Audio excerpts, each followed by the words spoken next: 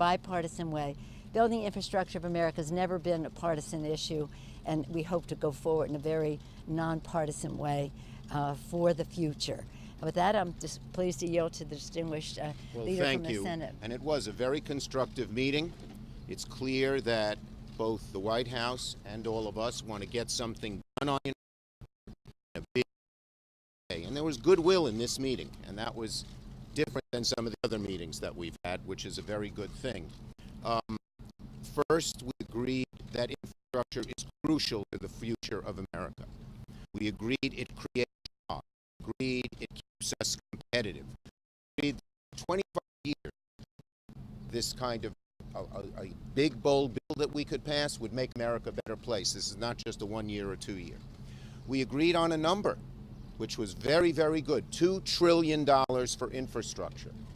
Originally, we had started a little lower. Even the president was eager to push it up to $2 trillion. And that is a very good thing. And we talked about a number of things we would do. Obviously, the roads and the bridges and the highways, obviously water. Also, a big emphasis on broadband. Every American home, we believe, needs broadband. An emphasis on the power grid so we could bring clean energy from one end of the country to the other. Several other issues. We told the president that we needed his ideas on funding, that the last bill he proposed, which A, was smaller, but B, took as much money away, and the speaker emphasized this, took as much money away as it put work. So where did he propose that we can fund this? Because certainly in the Senate, if we don't have him on board, it's very hard to get the Senate to meet in 3 weeks, and he would give us some of his on funding. So this was a very, very good start. It was constructive. Madam Speaker, how hard is it to work with this infrastructure when he's so well?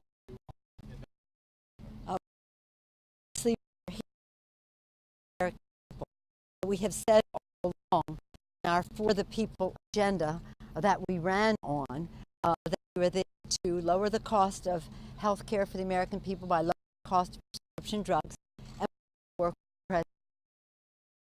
Said we're there to lower health care costs, bigger paychecks by building the infrastructure of America in a green and futuristic way. And we talked about cleaner government. For the first two, we think we can work with the president on, while we may have our difficulties in other areas. But we cannot ignore the needs of the American people as we go forward. Did that issue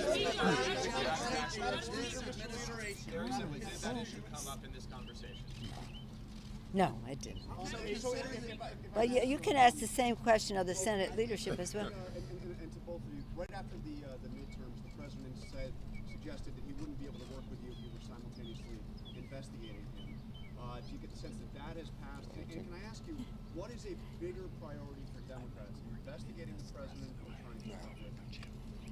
Our priority is to honor our responsibilities under the Constitution of the United States, to meet the needs of the American people, and to honor our oath of office. I'm going to yield to the... Yeah, let me just say one more. Let him, please. In previous meetings, the president has said, if these investigations continue, I can't work with you. He didn't bring it up. And so we're going, I believe, we can do both at once. We can come up with some good ideas on infrastructure, and we want to hear his ideas on funding. That's going to be the crucial point, in my opinion. And the House and the Senate can proceed in its oversight responsibilities. The two are not mutually exclusive, and we were glad he didn't make it that way. We'll take one more. What has happened? You're all turned into shouters. Come. Last question. I'll take a one from a woman. Yeah. Did you choose a leader among you to guide the infrastructure project and spending going forward? Well, we have our some of our members. We have our leadership there, and I have a rule when I go to a meeting with many members, and that rule is the purpose of the meeting is not to criticize the President of the United States and secondly, that every person has a chance to say what he or she came to say. So this is a collaborative effort, and we hope it will be very bipartisan. But we will be meeting next about how it's paid for, and that will engage, of course, the Secretary of the Treasury, among others, and our leadership in terms of the Ways and Means and the Finance Committee. What we agreed, wait. But What some we- of it will also spring from the Committee of Jurisdiction, for example, the Transportation Infrastructure Committee, which has its own funding mechanism. This is a technical question you're asking, but everybody who is appropriate to the solution will be This is involved. the last thing we're going to say. We agreed that the same group would meet in about 3 weeks, and the president would present his ideas on funding, and we would take it from there. And if we had to break up in smaller groups after that, so we would. Let me just add one point. I want you to take this home with you, because one really important advance that we made in this meeting was the president's real acceptance, or maybe just agreement.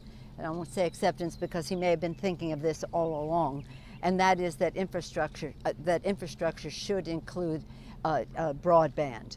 And it's important to health care, it's important to education, it's important to commerce, and his embrace of that, in addition to transportation and water issues, was very important. Thank you very much, everybody.